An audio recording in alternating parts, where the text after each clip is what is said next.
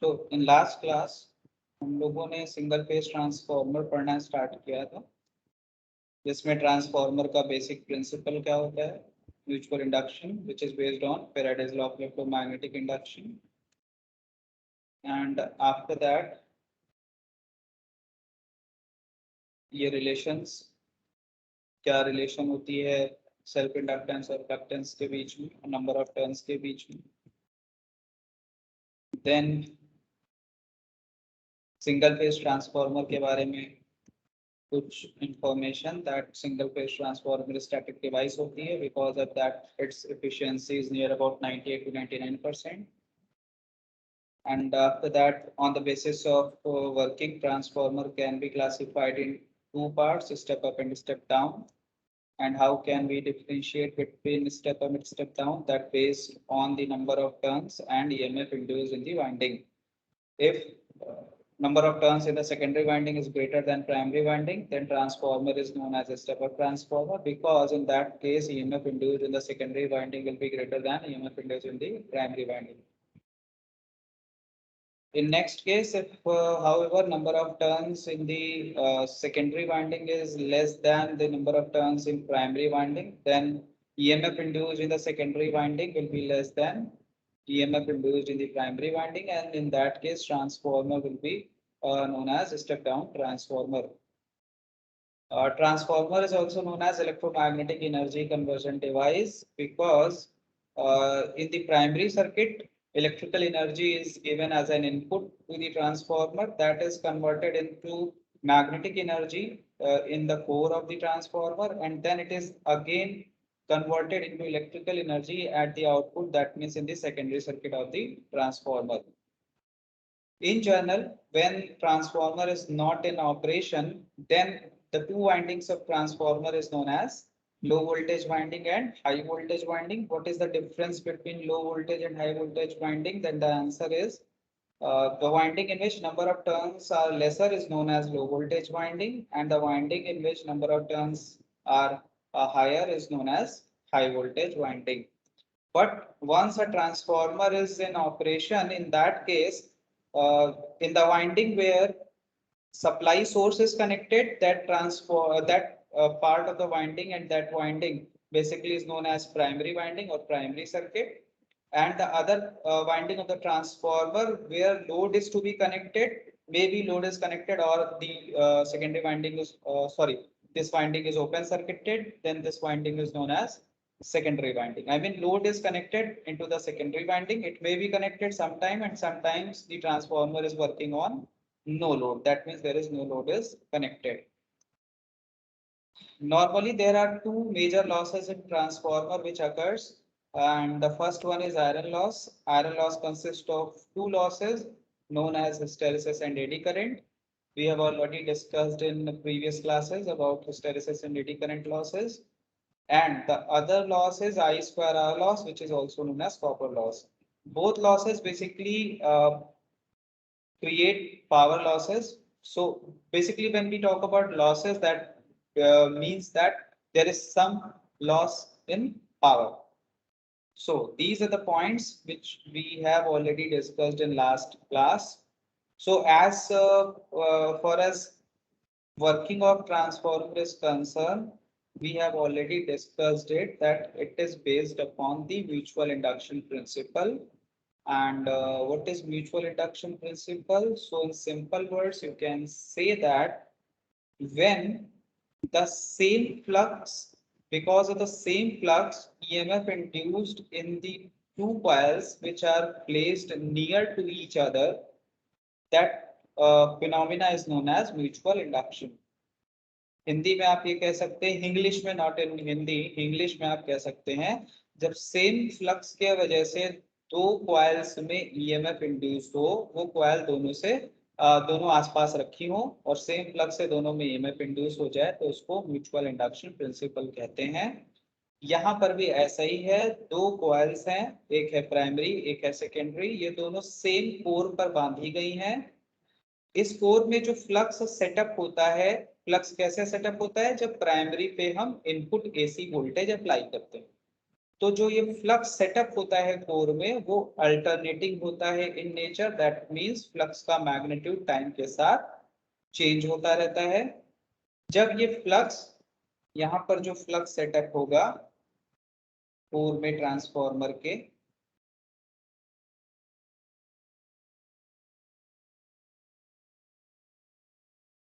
Suppose इस flux को हम पाई से डिनोट कर रहे हैं।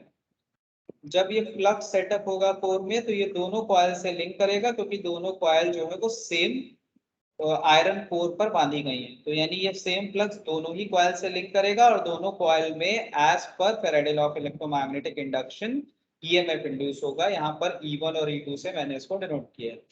तो सेम फ्लक्स से दोनों ही कॉइल में ईएमएफ इंड्यूस हो रहा है, इसलिए ट्रांसफार्मर का वर्किंग प्रिंसिपल है म्यूचुअल इंडक्शन। आप लोगों को यहाँ तक सारी बातें ट्रांसफार्मर की समझ में आई, क्लियर हुई?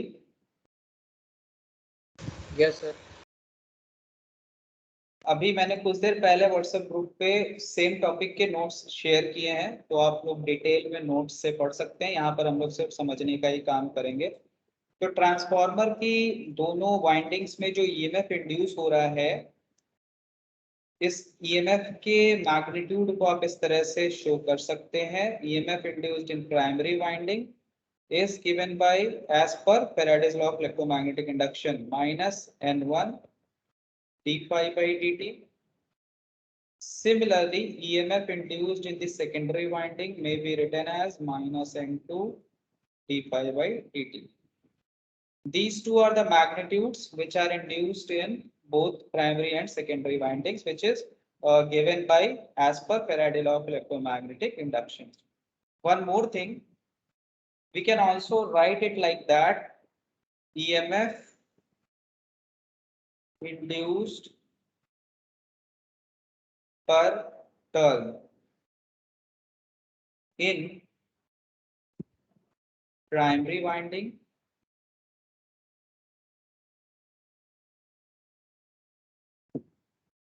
तो E1 is equal to minus d5 by dt। पर टर्म का मतलब ये हो गया, आपने N1 से इस पूरे फॉर्मूले में, ये जो ऊपर फॉर्मूला लिखा हुआ है E1, इस पूरे फॉर्मूले को आप N1 से डिवाइड कर दीजिए तो ये फॉर्मूला मिल जाएगा। यहाँ पे लिखा है ना पर टर्न, पर टर्न का मतलब डिनोमिनेटर में N1 लिख दीजिए इस पूरे फॉर्मूले के, तो N1 कैंसिल हो जाएगा।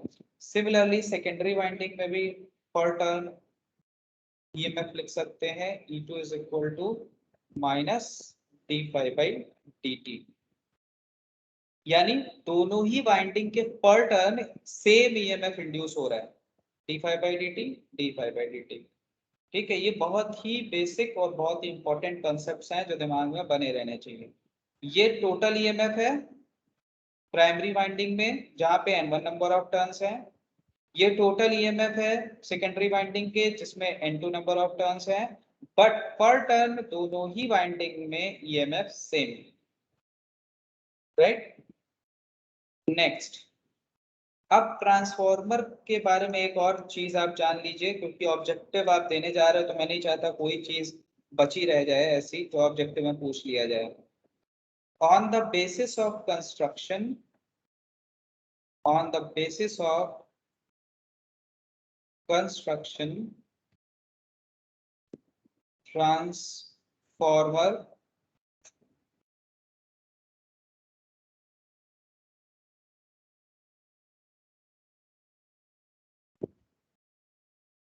transformers are of two types. First one is core type and second one is shell type. Core type transformer यानी कि ये जो ट्रांसफार्मर आप देख रहे हैं ये core type transformer. Generally application core type transformer का ही रहता है, उसके अपने एडवांटेजेस हैं, बहुत ज्यादा डिटेल में मैं नहीं बताऊंगा आपको, but core type transformer he maximum application power application में यूज होता है, जहाँ पे हाई पावर लेवल होता है वहाँ पे कोर टाइप ट्रांसफार्मर होता है यूज। कारण उसका है कि रिपेयरिंग वगैरह आसान होती है कोर टाइप ट्रांसफार्मर में, इन केस अगर वाइंडिंग डैमेज हो जाती है किसी भी वजह से ये है कोर सपोज। अब इस कोर पर वाइंडिंग करने का तरीका क्या है, मैंने जैसा बताया आप लोगों को दो तरह की वाइंडिंग होती है, एलवी एंड एचवी, जब तक कि ट्रांसफॉर्मर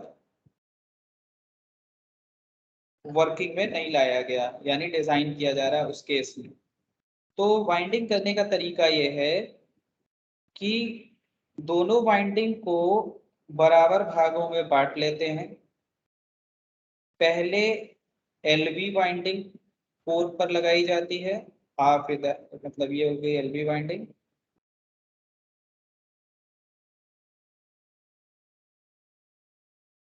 फिर इसके ऊपर एचवी वाइंडिंग,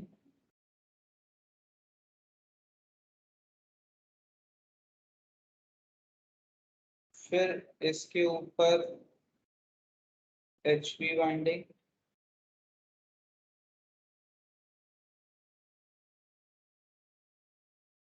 फिर अगला हिस्सा एलवी वाइंडिंग का फिर इस वाले लिंब पर, फिर इस सॉरी यहाँ पर भी आएगा ना एलवी का हिस्सा,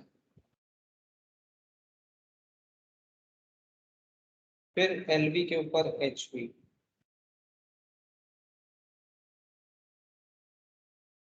इस तरह से ट्रांसफार्मर में वाइंडिंग की जाती है। हमेशा कोर के नियर एलवी वाइंडिंग होती है, फिर उसके ऊपर एचवी वाइंडिंग होती है।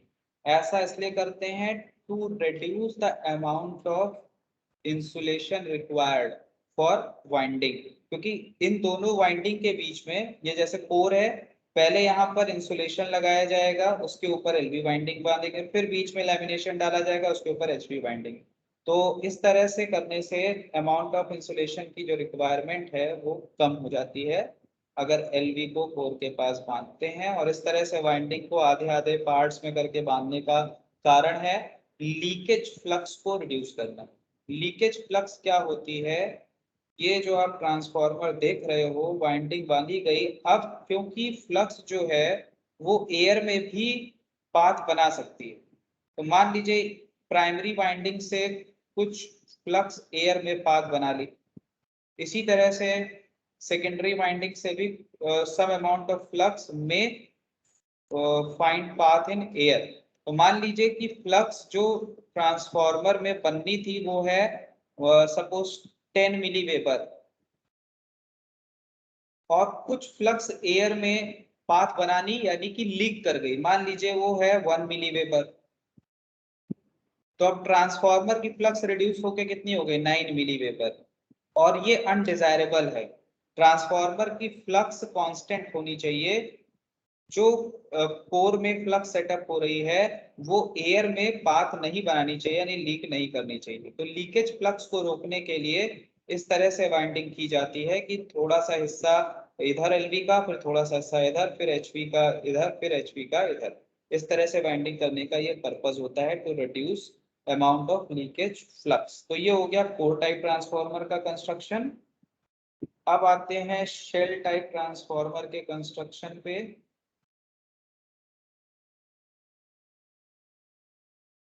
शेल टाइप ट्रांसफॉर्मर का कंस्ट्रक्शन कुछ इस तरह से होता है।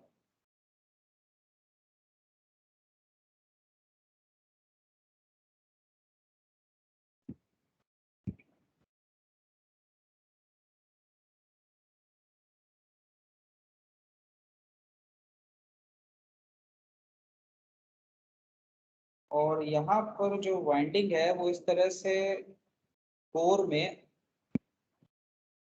इनसाइड द कोर होती है। ये इस लिम्ब पर इस तरह से वाइंडिंग कर दी गई, ये एलवी वाइंडिंग हो गई। फिर उसके बाद एचवी वाइंडिंग,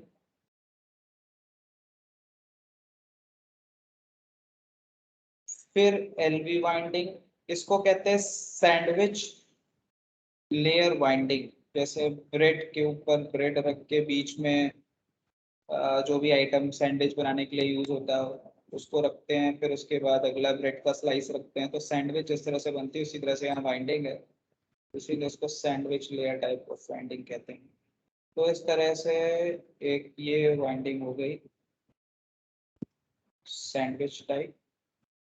तो ये जो टाइप ऑफ आप कंस्ट्रक्शन देख रहे हो उसको शेल टाइप कहते हैं। अब इसमें आप जैसा देख रहे हैं कि वाइंडिंग अंदर है इस पूरे बॉक्स के, तो इसलिए इस तरह का कंस्ट्रक्शन हाई पावर एप्लीकेशन के लिए इस्तेमाल नहीं होता। इन केस अगर कुछ डैमेज हो गया तो रिपेयर करना थोड़ा सा इसमें मुश्किल है। तो हाई पावर लेवल के लिए ये वाला यूज होता है core type, low power level के लिए शेल टाइप यूज होता है। अब लो पावर लेवल का मतलब क्या हुआ कि इलेक्ट्रॉनिक सर्किट्स वगैरह में शेल टाइप ट्रांसफार्मर इस्तेमाल किया जा सकता है। तो आपके लिए इंपॉर्टेंट जो जानने की चीजें हैं वो ये जानने की चीजें हैं दैट वर्किंग के बेसिस पे ट्रांसफार्मर दो टाइप के होते हैं, that is step up and step down. And construction के बेसिस पे ट्रांसफार्मर दो टाइप के होते हैं, कोर टाइप और शेल टाइप। तो यहां तक बात हो गई ट्रांसफार्मर के कंस्ट्रक्शन की। अब किसी भी डिवाइस को पढ़ने से पहले या किसी भी मशीन को पढ़ने से पहले हमें ये जानना होता है कि अगर वो डिवाइस हमने आइडियल बना दी, मतलब आइडियल अगर हम उसको अजम्पशन ले लें कि अगर ये डिवाइस आइडियल होती तो क्या क्या होता। तो जब हमें ये पता हो जाता है कि अगर ये डिवाइस आइडियली काम करेगी तो क्या होगा, तो फिर हम इसी आइडियलिज्म से मिलते जुलती प्रैक्टिकल डिवाइस डिजाइन कर सकते हैं। तो हमें अजम्पशंस ये देखने हैं कि आइडियल ट्रांसफार्मर के लिए क्या क्या अजम्पशंस होते हैं। बहुत इंपॉर्टेंट है ये, ध्यान से समझिएगा।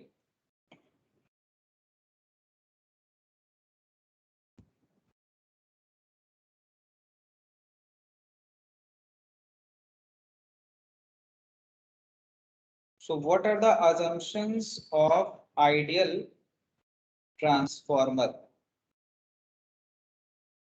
पहला, no winding resistance, that is the primary and secondary windings have zero resistance। तो जो ट्रांसफार्मर की दो वाइंडिंग है प्राइमरी एंड सेकेंडरी, उसका रेजिस्टेंस आइडियली जीरो होना चाहिए, क्योंकि अगर आप किसी भी कंडक्टर को आइडियल मान ले तो उसका रेजिस्टेंस जीरो होगा। तो इसी तरह से मान लिया गया कि अगर ट्रांसफार्मर आइडियल होता तो प्राइमरी और सेकेंडरी वाइंडिंग का रेजिस्टेंस जीरो होता, और अगर रेजिस्टेंस जीरो होता तो दोनों वाइंडिंग में कोई भी वोल्टेज ड्रॉप नहीं होता, और वोल्टेज ड्रॉप नहीं होता तो आई स्क्वायर आर लॉस, ये ओमिक पावर लॉस का मतलब है, इसका ओमिक पावर लॉस का आई स्क्वायर आर लॉस, जिसको आप कह सकते हैं हीटिंग लॉस। तो अगर ट्रांसफार्मर आइडियल होता तो उसकी प्राइमरी और सेकेंडरी वाइंडिंग भी आइडियल होती, इसका मतलब जीरो रेजिस्टेंस होता उसमें। और ऐसा अगर होता तो कोई भी हीटिंग लॉस दोनों वाइंडिंग में नहीं होता, और किसी भी तरह का वोल्टेज ड्रॉप ट्रांसफार्मर की वाइंडिंग में नहीं होता। सेकेंड पॉइंट, अगर ट्रांसफार्मर आइडियल होता तो कोई भी मैग्नेटिक लीकेज नहीं होती ट्रांसफार्मर में। इसका सीधा सा मतलब है कि जितना भी फ्लक्स सेटअप होता कोर में वो पूरा पूरा ट्रांसफार्मर के कोर में ही कॉन्फाइंड का मतलब उसी में समाहित रहता कोर में, और दोनों वाइंडिंग से पूरा पूरा लिंक करता। एयर में कोई भी फ्लक्स का थोड़ा सा अमाउंट भी लीक नहीं होता अगर ट्रांसफार्मर आइडियल होता तो पहला पॉइंट, ट्रांसफार्मर आइडियल होता तो वाइंडिंग का रेजिस्टेंस जीरो होता। दूसरा पॉइंट, अगर ट्रांसफार्मर आइडियल होता तो लीकेज फ्लक्स नहीं होती ट्रांसफार्मर के कोर से। तो उसका सीधा सा मतलब है जितना फ्लक्स सेटअप होता कोर में वो कोर में ही कॉन्फाइंड होता और दोनों वाइंडिंग से लिंक करता, एयर में बिल्कुल भी लीक नहीं करता।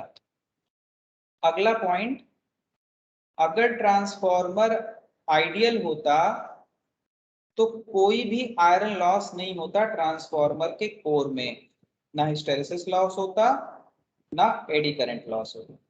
इस बात का ध्यान रखिए कि हिस्टेरेसिस और एडी करंट लॉस सिर्फ और सिर्फ ट्रांसफार्मर के कोर में होते हैं, वाइंडिंग में नहीं होते, इसीलिए इसका नाम आयरन लॉस या कोर लॉस भी है।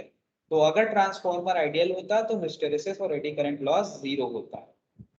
नेक्स्ट पॉइंट, अगर ट्रांसफार्मर आइडियल होता तो जो ट्रांसफार्मर का कोर है उसकी परमेबिलिटी इनफाइनाइट होती और रिलक्टेंस जीरो होता। और अगर ऐसा होता तो ट्रांसफार्मर के कोर में फ्लक्स को सेटअप करने के लिए जो मैग्नेटाइजिंग करंट की रिक्वायरमेंट है वो रिक्वायरमेंट होती जीरो। ठीक, अगर कोर आइडियल है, ट्रांसफॉर्मर आइडियल, तो मतलब कोर आइडियल, और आइडियल कोर का मतलब उसकी परमेबिलिटी इनफाइनाइट, और परमेबिलिटी इनफाइनाइट होने का मतलब है, और दूसरी चीज जो कोर जिस मटेरियल का बना हुआ है उसका रिलक्टेंस जीरो हो गया। तो ये दोनों प्रॉपर्टी होने का सीधा सा मतलब है कि जो करंट चाहिए कोर में फ्लक्स को बनाने के लिए, उसकी रिक्वायरमेंट जीरो है। लिखा है ना, magnetizing current is required for establishing the requisite amount of flux in the core is zero. ठीक, क्यों जीरो है उसको आप इस तरह से समझ सकते हैं।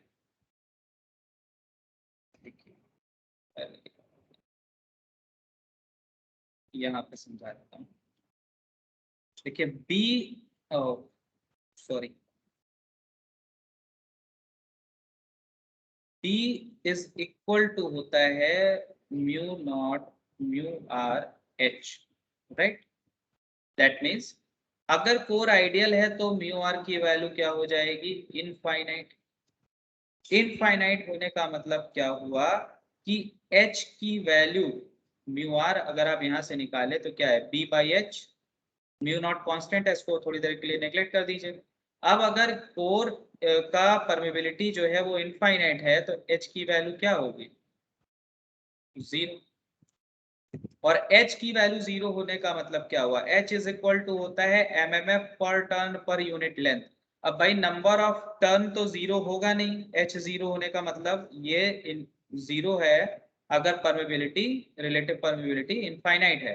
तो h जीरो है, h जीरो होने का ये मतलब हुआ कि n और l तो जीरो हो नहीं सकते, नंबर ऑफ टर्न और length of the magnetic path, तो जीरो क्या होगा, करंट। इसीलिए यहाँ पे लिखा हुआ है कि जीरो मैग्नेटाइजिंग करंट चाहिए रिक्विजिट अमाउंट ऑफ फ्लक्स को कोर में एस्टैब्लिश करने के लिए, अगर ट्रांसफार्मर का कोर आइडियल है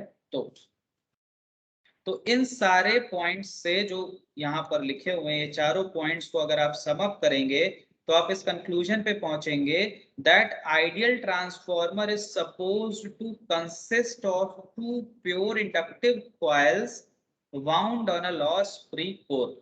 तो अगर एक लाइन में ट्रांसफार्मर को डिफाइन करना है कि ट्रांसफार्मर कैसा होना चाहिए, तो ट्रांसफार्मर कैसा होना चाहिए, दो प्योरली इंडक्टिव कॉइल का बना हुआ, और ये कॉइल कहाँ बांधी गई हो, लॉस फ्री कोर पर। बस इस तरह से आप आसान भाषा में ट्रांसफार्मर को डिफाइन कर सकते हैं। तो ये आइडियल ट्रांसफार्मर की प्रॉपर्टीज हो गई। तो इसी बेसिस पे आप प्रैक्टिकल ट्रांसफार्मर को अब कंसीडर कर सकते हैं। यानी जब ट्रांसफार्मर प्रैक्टिकल होगा तो ऑब्वियस सी बात है कि वाइंडिंग में थोड़ा बहुत रेजिस्टेंस होगा।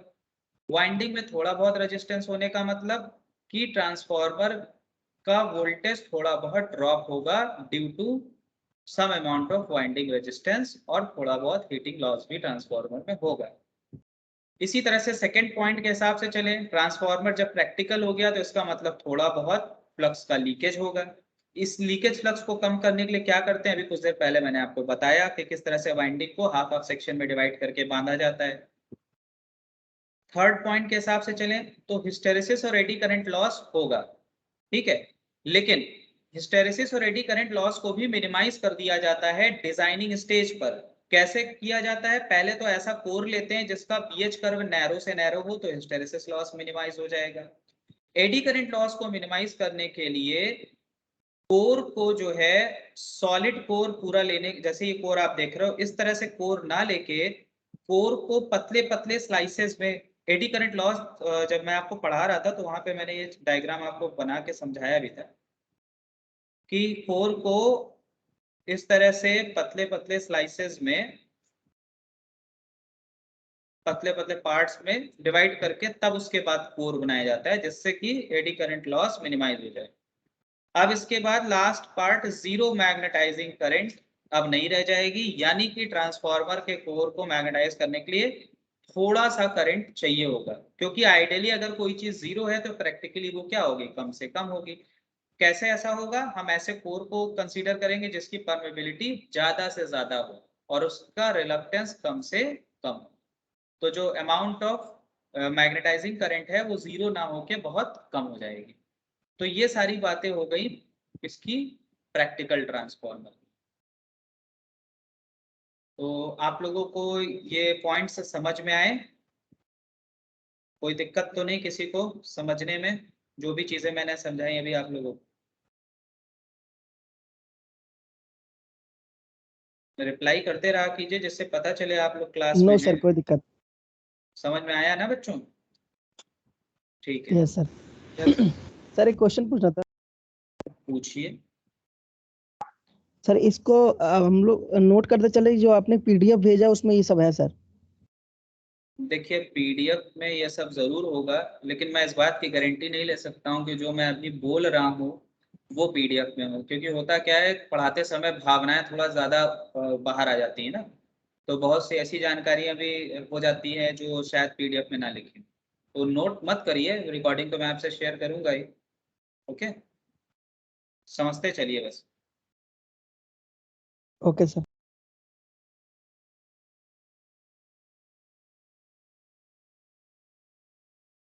EMF equation of transformer, this topic is very important. सो मान लीजिए कि जो फ्लक्स है ट्रांसफार्मर का जो कोर में सेटअप हो रहा है उसकी इक्वेशन हम इस तरह से लिख सकते हैं। क्यों लिख सकते हैं? क्योंकि ये फ्लक्स सेटअप हो रही है अल्टरनेटिंग करंट से, और अल्टरनेटिंग करंट का नेचर जैसा होगा, इक्वेशन जैसी होगी, वैसी ही इक्वेशन होगी फ्लक्स की। ठीक है, इसलिए ये हो गई ट्रांसफार्मर की फ्लक्स, कोर की फ्लक्स। अब जो ईएमएफ प्राइमरी वाइंडिंग में इंड्यूस हो रहा है उसकी इक्वेशन आप इस तरह से लिख सकते हैं एज पर फैराडे लॉ। तो इक्वेशन 1 में जो फ्लक्स की इक्वेशन लिखी हुई है उसको यहाँ पर रिप्लेस कर लीजिए। यहाँ पर आप करेंगे डिफरेंशिएशन तो फाई एम बाहर आ जाएगा, ओमेगा बाहर आ जाएगा, साइन ओमेगा टी हो जाएगा कॉस ओमेगा टी। अब ईएमएफ को साइनोसोडल अगर हमें लिखना है तो हम इसे लिख सकते हैं -N1 phi M omega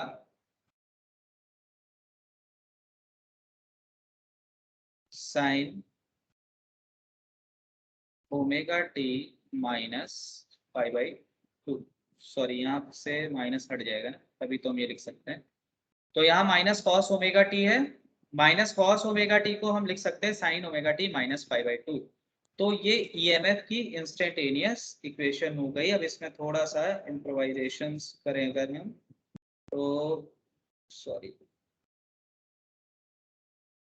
N1 phi M, omega को लिख सकते हैं आप 2 pi F sine omega T minus pi by 2। इसको इक्वेशन 2 कर लीजिए। अब इस इक्वेशन में ध्यान दीजिए कि ईएमएफ मैक्सिमम कब होगा। ईएमएफ मैक्सिमम तब होगा जब इस इक्वेशन में sign omega T minus pi by 2 की वैल्यू 1 हो जाएगी। तो हम sign omega T minus pi by 2 के प्लेस पे अगर 1 पुट करते हैं तो मैक्सिमम वैल्यू क्या हो जाएगी? N1 पाई एम 2 पाई एफ। तो hence maximum value of EMF induced in primary winding will be is equal to N1 pi m 2 pi f। अगर मैक्सिमम वैल्यू हम ये लिख रहे हैं तो आरएमएस वैल्यू कितनी हो जाएगी? E1 RMS is equal to E1 max upon under root 2। तो हो जाएगा N1 phi M 2 pi F upon under root 2। 2 pi upon root 2 आप सॉल्व करेंगे तो आएगा 4.44 N1 phi M into F. E1 RMS को आप सिंपली E1 लिख सकते हैं। अगर सिर्फ कैपिटल्स में E1 लिखा है तो अपने आप ये चीज शो हो जाएगी कि RMS वैल्यू आप लिख रहे हैं। तो 4.44 N1 maximum flux into frequency. So this is the expression of EMF induced in primary winding. ये RMS value होगी. Next, similarly,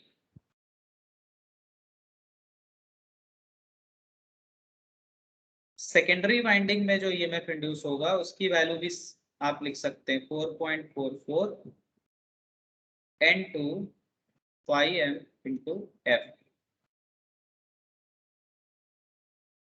कैसे हमने सिमिलरली करके लिख दिया, तो बहुत आसान ऐसे समझना. देखिए, जहां पर सफिक्स में 1 लिखा हुआ है वहां पर 2 लिखते चलिए. यहाँ E2, यहाँ N2 आ जाएगा, यहाँ पर N2 आ जाएगा, यहाँ भी N2 आ जाएगा, यहाँ भी N2 आ जाएगा, यहाँ पे भी E2 आएगा, यहाँ E2 मैक्स, जहाँ N1 है वहाँ N2 आ जाएगा.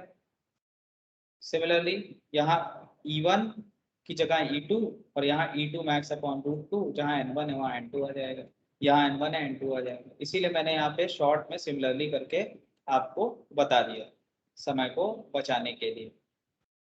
ठीक है. अब आप कहेंगे एग्जामिनेशन में आया, तो एग्जामिनेशन में इस बार तो नहीं आएगा ना, ऑब्जेक्टिव है, बट इन केस आगे चल के आपको करना पड़ेगा तो आपको फिर से ये डिफरेंशिएशन वगैरह करके यहाँ तक पहुँचना होगा. तो अगर हम इसे मान लेते हैं इक्वेशन 4, आई गेस ये इक्वेशन 4 ही होगी. यस, इक्वेशन 4 है.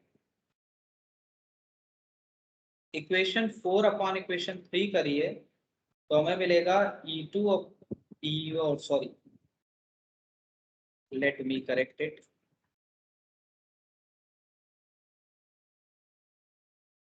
Equation 3 upon 4 E1 upon E2 is equal to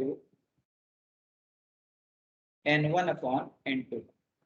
दोनों ही इक्वेशन में 4.44 phi m और f कॉमन है, कट जाएगा. इसको आप डिनोट कर दीजिए स्मॉल a से, और इसको कहते हैं टर्न रेशियो और वोल्टेज ट्रांसफॉर्मेशन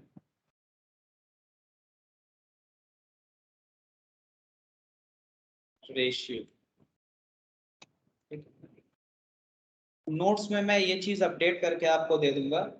नोट्स में इक्वेशन 4/3 है, मैंने यहाँ 3/4 किया है. मैं अपडेट करके दोबारा नोट्स भेज दूंगा आप लोगों को. अगर इन केस आप लोगों ने डाउनलोड कर लिया तो बस उतना ही चेंज करके मैं आपको भेज दूंगा.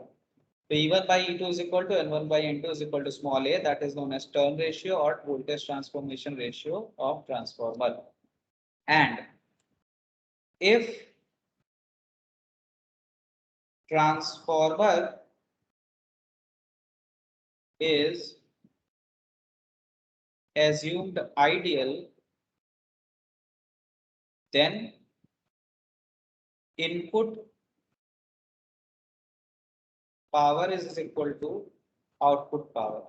ये ट्रांसफार्मर का बेसिक है कि जितना आप इनपुट पे देंगे इलेक्ट्रिकल पावर, उतना ही आपको आउटपुट में मिलेगा. हमने कुछ समय के लिए मान लिया लॉसेस बहुत कम है, मिनिमाइज कर दिया गया ऑलमोस्ट. तो input power is V1 I1 and this will be is equal to V2 I2. So आप इसे लिख सकते हैं that V1 upon V2 is equal to I2 upon I1. Suppose यहाँ पे जो इक्वेशन लिखी हुई है इसे हम कर लेते हैं इक्वेशन नंबर 5, और यहाँ पर जो इक्वेशन है इसे इक्वेशन नंबर 6.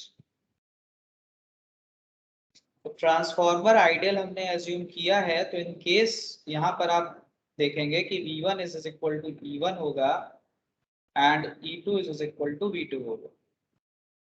ट्रांसफॉर्मर आइडियल है तो ये चीजें होंगी, क्योंकि जब रेजिस्टेंस 0 होगा वाइंडिंग का और लीकेज फ्लक्स नहीं होगा तो V1 जितना अप्लाई करेंगे आप उतना E1 मिलेगा. इसी तरह से E2 जितना अप्लाई इंड्यूस होगा वही आपको आउटपुट पे V2 के फॉर्म में मिलेगा. ये हो गई इक्वेशन 7. तो using equation 5, equation 5, 6 and 7, we get I2 upon I1 is equal to V1 upon V2 is equal to E1 upon E2 is equal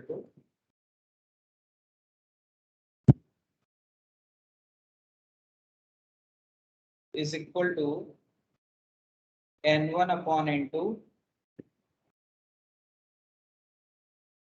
is equal to A. So this is the complete formula of transformation ratio, that is small a. ये transformer की बहुत ही important relation है, हमेशा जरूरत पड़ेगी इसकी जब तक आप इलेक्ट्रिकल या मैकेनिकल इंजीनियरिंग में पढ़ रहे हैं। ट्रांसफॉर्मर जब भी आएगा तो इसकी जरूरत पड़ेगी। That means transformation ratio is equal to N1 by N2 और E1 by E2 is equal to V1 by V2 is equal to I2 by I1। That means जो ट्रांसफॉर्मेशन रेशियो है वो वोल्टेजेस के प्रोपोर्शन में होता है और current ratio के इनवर्सली प्रोपोर्शनल होता है। और ये चीज ऑलरेडी मैंने आप लोगों को बताया भी था कि ट्रांसफॉर्मर के जिस एंड पर वोल्टेज स्टेप अप हो रहा होगा यानी बढ़ रहा होगा तो उसी सेम एंड पे करंट क्या होगी, डिक्रीज हो जाएगी। इसीलिए यहाँ पे इनवर्स रिलेशन है वोल्टेज रेशियो और करंट रेशियो।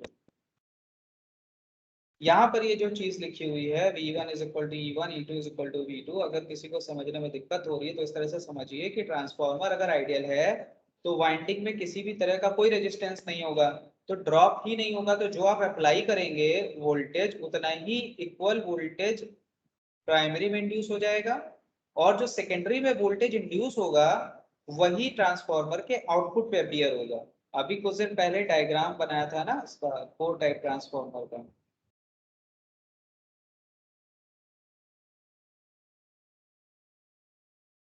तो यहाँ जो वाइंडिंग है उसको हम आइडियल मान रहे हैं कि रेजिस्टेंस 0 है और लीकेज फ्लक्स भी 0 है वाइंडिंग में।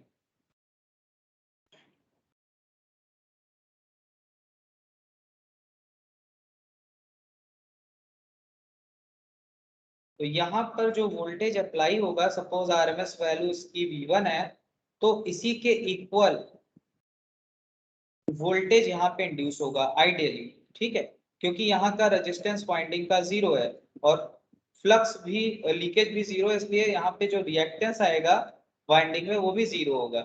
इसी तरह से सेकेंडरी में भी रेजिस्टेंस 0 है, रिएक्टेंस 0, क्योंकि हमने लीकेज फ्लक्स को 0 मान लिया। तो यहाँ जो ईएमएफ इंड्यूस होगा E2 यही यहाँ पर अपीयर होगा आउटपुट पे ट्रांसफॉर्मर के, और आउटपुट वोल्टेज को अगर हम V2 से डिनोट करते हैं तो V2 is equal to E2, क्योंकि सेकेंडरी में जो ईएमएफ इंड्यूस होता है वो एज अ सोर्स काम करता है आउटपुट के लिए। तो अगर ये रेजिस्टेंस को हम कंसीडर कर लें ट्रांसफॉर्मर के, तो यहाँ पर फिर क्या होगा, कुछ ड्रॉप हो जाएगा। तो V2 कितना मिलेगा, जितना रेजिस्टेंस पर ड्रॉप होगा उसको आप माइनस करेंगे E2 से, तब यहाँ आपको V2 मिलेगा। इसी तरह से V1 जो अप्लाई कर रहे हैं वही यहाँ पर equal and opposite E1 appear हो रहा है। रेजिस्टेंस कंसीडर कर लेंगे तो कुछ ड्रॉप हो जाएगा V1 में, और जो ड्रॉप होगा उतना माइनस करने के बाद यहाँ पर अपीयर होगा, दैट इज E1। तो आप लोगों को ये समझ आया ईएमएफ इक्वेशन का डेरिवेशन। ईएमएफ इक्वेशन का डेरिवेशन सिर्फ यहीं तक है, इक्वेशन 4 तक। ट्रांसफॉर्मेशन रेशियो फर्दर आपको देखना होगा, तब आप ये इक्वेशन 5 में, इक्वेशन 6 और इक्वेशन 7 में आएंगे। ठीक है, तो टर्न रेशियो का फॉर्मूला ऑब्जेक्टिव में पूछा जाता है, तो ये फॉर्मूला होगा टर्न रेशियो का N1 by N2। और ईएमएफ इक्वेशन का पूछा जाता है तो ये होगा जो यहाँ इक्वेशन 3 और 4 में लिखा हुआ है ईएमएफ इक्वेशन का। इन केस अगर पर टर्न पूछा जाता है, पर टर्न, सपोज यहाँ पर भी आपसे पूछ लिया जाता है पर टर्न बताइए, तो E1 की वैल्यू हो जाएगी 4.44 पाई एम इंटू एफ, और यहाँ पे E2 की वैल्यू भी हो जाएगी 4.44 पाई एम इंटू एफ। जो ट्रांसफॉर्मर की नेम प्लेट होती है उस नेम प्लेट पे जो वोल्टेज लिखा होता है, जैसे मान लीजिए 1100 वोल्ट ऑब्लिक 220 वोल्ट लिखा हुआ है, तो ये हो गया E1, ये हो गया E2। ठीक है, तो इस क्लास में हम लोग इतना ही पढ़ते हैं, अदरवाइज और थोड़ा आगे बढ़ेंगे तो ज़्यादा हो जाएगा एक क्लास के हिसाब से।